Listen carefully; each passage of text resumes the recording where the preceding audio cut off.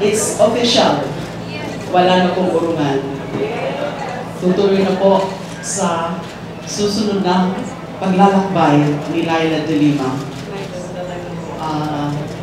Wala na po talaga itong urungan.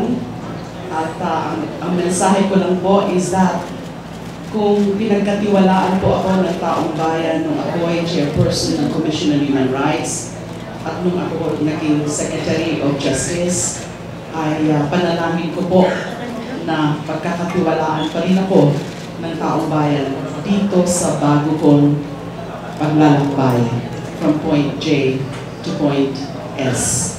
Tatlo po ang aking isusulong na general ideas or general agenda. Yun po ang justice and rule of law, yung anti-corruption at ang pagcha-champion po ng human rights or yung ating pong karapatang pantao. Ito po, naisip po ito ng aking core group of supporters kung ganitong sign. Ito po, yung lima mo kasi tayo ay lima lang kayo? lima. So ang battle cry po ay sama tayo ng 5 para kay De Lima.